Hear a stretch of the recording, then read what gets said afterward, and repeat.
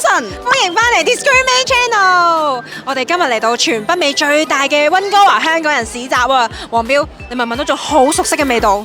我聞到啊，係葵廣撈麵味啊！大家有冇諗過喺異地都可以揾到熟悉嘅味道、聲音同埋歸屬感呢？主辦方 Hong Kong House 好有心，今年已經係第4年佢哋搞呢個香港人市集啦。佢哋咧主要係想喺溫哥華度宣揚同埋守護香港文化啦，凝聚香港人社群，同埋令到更加多唔同人認識香港文化。超級之有心啊！今年係有超過85檔嘅攤檔，甚至咧喺個體驗區仲有得黃大仙求籤、搭小巴、打麻將。相信大家都好奇，到底喺溫哥華擺市集係點樣？檔主會有咩營商困難，或者佢哋嘅理念係乜嘢嘅咧？等我哋今日一齊去採訪下啲檔主，佢哋係點樣喺溫哥華度擺市集㗎啦！事不宜遲 ，Let's go！Coco 接受我哋今日嘅採訪，你介唔介意講下你嘅開店理念？好啊，咁咧其實我同我個 partner 兩個一齊去搞呢個小 project 嘅，咁我哋個 project 叫遊牧民族啦。咁點解會開始咧？其實係試完我之前咧寫咗本書，咁嗰陣時就邀請咗我 partner 咧就畫插圖啦，咁就由呢一個小小嘅園仔開始嘅，係啦。咁所以之後我哋就想繼續我寫字啦，佢繼續畫圖，咁就一齊 generate 唔同嘅 idea 咁樣，咁所以就會衍生到有園仔嘅唔同嘅 product 咁樣。你本身喺 Calgary 住，跟住特登飛過嚟呢邊做市集。咁件事咧係因為件事點發生咧？係因為我喺網上其實我個 IG 嘅 page 啦，咁我就同溫室 connect 咗啦。溫室咧其實就係 based in Vancouver 嘅，咁佢哋而家就喺網上賣書啦。咁買一啲中文書啦，咁所以大家如果有興趣嘅話咧，係可以上溫室嘅網去買中文書嘅咁樣啦。咁同埋就佢哋都會搞一啲線上嘅放映，即係會做一啲電影放映會，咁係 Vancouver 搞嘅。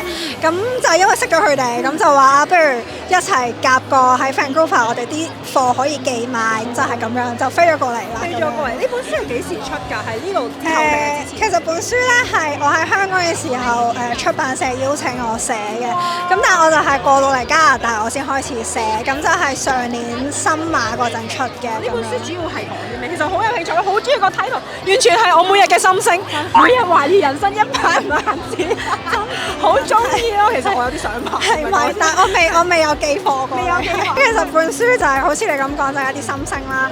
咁樣咧，佢入邊有幾個章節嘅，咁就關於自我價值啦、關係啦、職場工作啦、生存意義啦，同埋自我照顧。咁其實 basically 佢係唔同嘅散文咯，即係一條問題，即係有一啲自己嘅諗法。唔知，但係因為我本身嘅性格就係諗好多，咁所以同一時間就係即係可能好內耗啦。咁 that's the reason 我哋整嘅 product 都係想分享下感受，同埋希望同大家 connect 到咯。本身喺香港有冇擺過市集㗎？我喺香港擺市集咧，就幫媽咪，因為我媽喺香港咧，佢有整餅嘅，咁所以嗰個市集咧就係即係賣佢啲甜品啊 snack 咁樣咯。咁你覺得喺香港擺市集同呢度擺市集有咩唔同啊？喺香港擺市集咧，其實可能冇咁凝聚人啊，係啦。咁但係譬如今日喺 Vancouver 呢個香港人市集咧，我 feel 到真係超多香港人係好在一起嘅感覺啦，咁樣。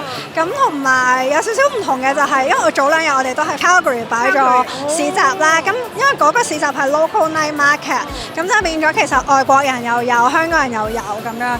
個困難喺呢邊嘅困難就係，咦係喎，原來我用英文介紹過咁樣咯。因為早2日係我哋第一次擺市集，咁就一路做一路 learning from 個 customer， 因為嗰日佢都係同我哋講話，其實唔使咁急，冇事㗎咁樣。好好啊，啲客人都好 nice 咁樣。但係香港人市集你就主要係咁講廣東話啦，呢個都係你主要加拿大擺市集嘅困難係咪？就係語言可能係語言，或者係都仲諗緊local 嘅客人中意啲乜嘢咯。即係譬如其實我哋早2日咧買一張 sticker 咧，佢係寫住stop overthinking 啦，同埋提防內耗。其實我哋冇諗過啲外國人咁中意咯，招情幾好咯嗰張 sticker。佢哋中意呢一種概念都。係我冇諗過，因為我成日都會覺得外國人都係 work-life balance 㗎嘛，超 exactly 我哋比較係啦咁樣，咁所以我覺得係一路擺就一路去認識當地嘅人中意啲乜嘢咁樣咯。咁你喺營商方面做生意咧，呢邊有咩特別嘅困難？你會覺得營商嘅困難咧係我諗緊點樣 balance local 嘅客人嘅需要同埋香港人嘅需要，係啦，即係譬如好簡單，淨係搞個 Instagram 啦，我點樣bilingual 好啊？定係我分兩個 page 啦咁樣？因為其實一開始我哋係試緊 bilingual 嘅，但係又覺得好似好雜亂啊啲嘢，係啦，咁所以呢啲都係仲思考緊，因為即係嗰個位就係我點樣可以融入當地文化，但係又要保持香港文化咯。咁但係你而家 target audience 都比較係多香港定係？其實我哋好啱啱開展啦呢件事，因為 exactly 係2日前第一個市集，係呢個袋係都係個袋都係即係全部都係新 product 嚟嘅，係啊。譬如整呢個袋整咗幾耐咧？呢個袋咧，我哋其實由2月開始諗 idea， 畫咗好多個稿，之後先諗得出。嗰陣時已經想做市集㗎啦，都係嘅。其實 IG page 咧，我哋就11月開始諗。開始做，咁但係真係話報市集咧，係我認識咗溫室嘅 partner 先嘅，咁可能係講緊1月就話決定報市集咁樣，咁然後我哋就開始諗唔同嘅 idea 啦，咁但係個 tote bag 咧真係試咗好多稿，最後我哋就諗點樣可以講相信自己，其實呢一個係一個麵粉袋嘅 reference 嚟㗎，咁然後我哋就係諗麵粉其實好細粒啦，但係佢可以做到好多唔同嘅嘢出嚟，咁就同我哋講相信自己，你一個好小步都係一個前進咯。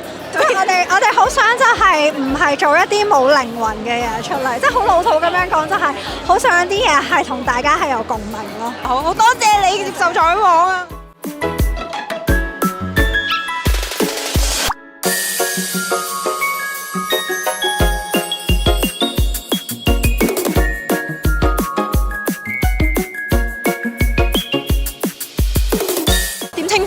！Minnie， 好多謝 Minnie 今日接受我哋嘅採訪，喺呢個溫哥華香港人市集入邊，都想知道咧，你擺呢個攤檔嘅開店理念係乜嘢？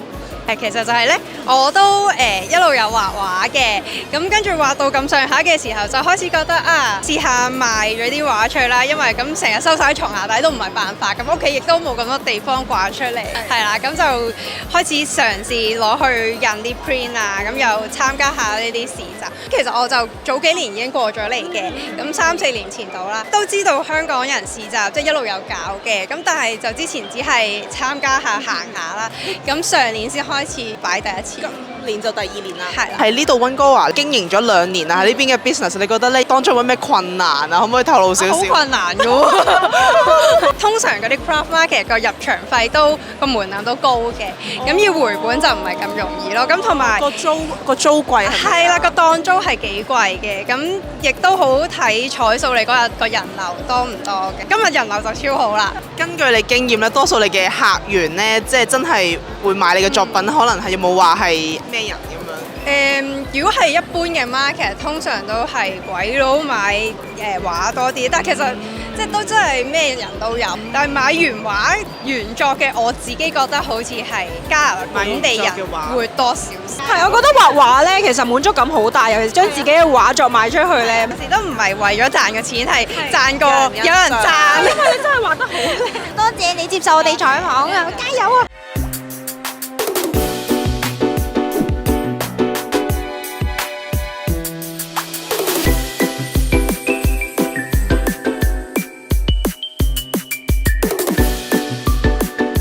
好多謝 Joy 接受我哋今日嘅採訪，可唔可以講下你喺呢度開檔嘅理念呢？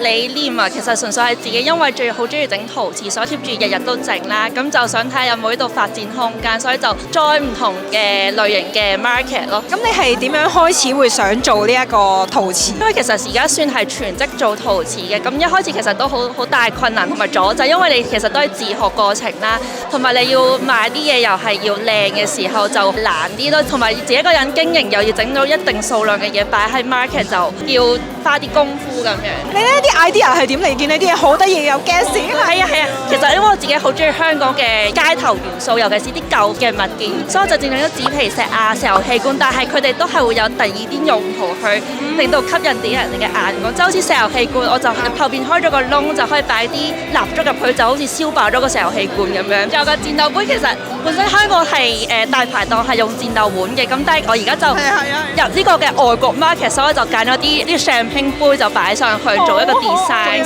佢仲有啲紋路喺度喎，係。係啊，嗰啲裂紋咯，啲油係燒到咁樣，所以都幾靚。好靚啊！全部都係人手挑製啊，所以都花時間同埋心機。咦，咁我想問你嗰陣係咪喺香港已經開始有整開陶藝㗎啦？都有算1年經驗，但係因為嗰時咁啱大學學緊嗰時就疫情，所以好多時候都係自己自學。但係 basic 嘢都係大學學翻嚟嘅。覺得喺香港整陶藝同埋喺呢邊整陶藝有咩唔同？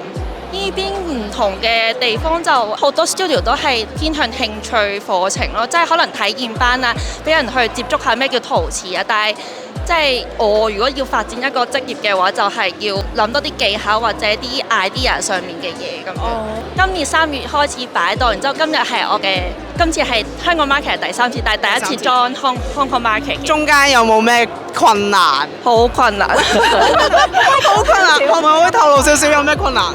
因為其實始終陶瓷嘅成本同埋時間係高，但係通常啲人去偏向其實想買啲低價少少嘅時候，可能好多人都會覺得貴，而覺得靚嘅時候就會純粹欣賞而唔係係啦。通常有冇話覺得而家你觀察到嘅客源都係啲 local 啊，定係香港人多定係？其實暫時今日香港 market 我暫時賣出嘅都係偏向外國人去買咯。其實香港人好多都會過嚟支持，我覺得好靚好可愛啲石油氣罐，但係偏向就會支持咯。budget 有限，香港人。咁你之前我想知上2次咧，你咪擺咗3次市集嘅？上2次喺邊度搞啊？你喺方？上2次都係 Heritage Hall 由604個機構搞嘅，所以都全部都係外國人嘅客源咁樣咯。但係我覺得今次香港 market 其實個人流好好，同埋嗰個 vibe 都好好，同聲同氣。係啊，好開心啊！好啊，多謝 Joyce 接受我哋訪問，謝謝你。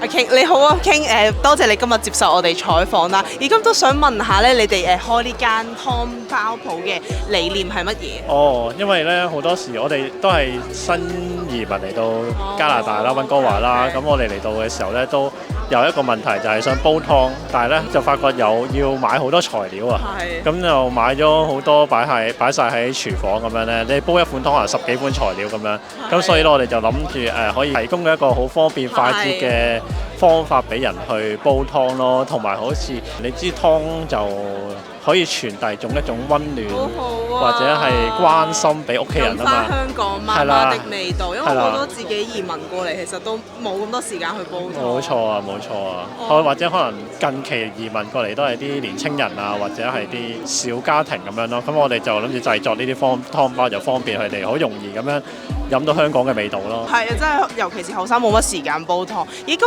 你哋喺呢度有冇話經營咗幾多年啊？已經我哋大概2年半到3年度啦，係啊。OK。本身喺香港係咪成日煲開湯？以前都有自己煲開湯飲下嘅。咁你哋依家係有個廠食品廠咁樣自己出呢啲湯？我哋係呢啲湯料咧，就全部都喺溫哥華嗰度採購嘅。咁跟住我哋就喺廚房嗰度就包裝咯，係啦。咁我哋啲湯包全部都做晒真空包裝，配好晒啲份量咁樣，係啦。咁希望可以保存得好啲咯，啲材料。係。咁喺溫哥華呢邊都經營咗生意幾年，有冇話其實當中有冇覺得最深刻係有咩困難啊，或者營運上？我諗初期我哋最困難就係我哋一開始未有車，係啦，冇車。咁但係我哋都送貨嘅，係啦，我哋都送貨。咁我哋初時就係我同我太太兩個咪搭 SkyTrain 去送貨。搭 SkyTrain 巴士，係啊，熟下生意咁樣。係，唔係啊？初時都係好多謝啲人好支持我，係嚟試下咁樣，我哋都係咯，好感激佢哋嘅。一開頭就呢個啦，咁有冇話最近搞咗都2年係啦？最難就係如何堅持落去咯。住我見到係啦，即係搞生意最難就係堅持啦。中間可能有啲樽頸位冇錯啊咁樣係啊係啊哦係啊但係有冇個感覺係越嚟越好啊？定係我都會越嚟越好嘅，係感覺係啊，多嘢都係靠啲熟客支持咯。係啊，呢啲熟客支持我哋就有呢個係我哋嘅動力咯。係啊。咦，咁有冇話多數你哋都有網上平台生意咁樣？咁有冇話多數客源個類型都係可能香港人多啊？定係唔同人都會有？主要都係香港人啦、內地人或者台灣人都有嘅，係啦。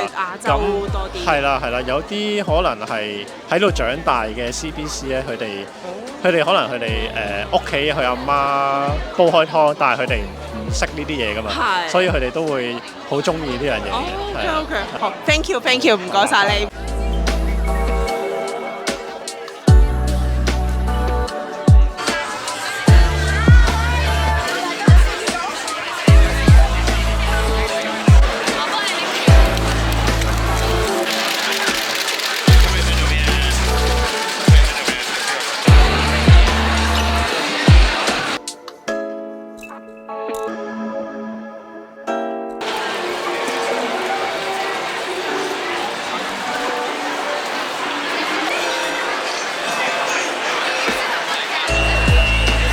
流長，總會愛上幾個人渣。係嗰套戲。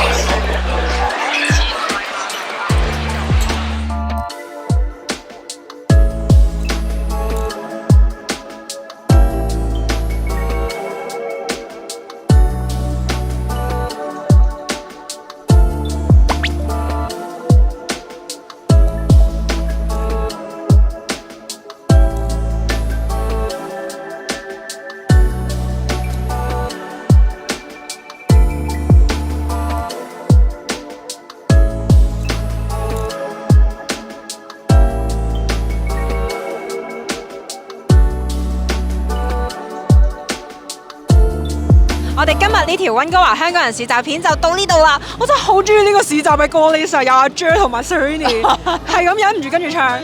其實我都覺得好似翻咗香港咁咯，因為係逼到好似行香港年宵咁好熱鬧，見到好多香港人好開心。全部香港人都可以聚晒過嚟呢邊呢個大城市，先知又發現哇，溫哥華其實真係好多香港人，同埋今日同好多檔主傾咗偈之後咧，都覺得好佩服啦，同埋好 appreciate 其實佢哋好勇敢，即係但係好多人都係啱啱嚟咗呢邊啦，但係都已經開始發展自己嘅生意啊 side business 咁樣，好欣賞。係，我相信喺異地度擺攤檔咧做生意一定好唔容易，覺得佢哋都好犀利，所以大家都要多多支持佢哋啊！歡迎大家都喺留言度講下你哋最掛住嘅香港嘢係乜嘢啦，或者最代表到香港特色嘅嘢係乜嘢？歡迎發表你嘅意見喺留言度同我哋一齊討論。留言話俾我哋知，下條片我哋將會走入溫哥華社區探討城市人最嚴重嘅疾病，唔係中風，唔係心臟病，而係孤獨病。想知究竟係點就密切留意我哋下條片啦。See you next time， 大家記得 CLS comment like subscribe， 你哋嘅支持係對我哋最大嘅幫助啊！下次再見啦，拜拜。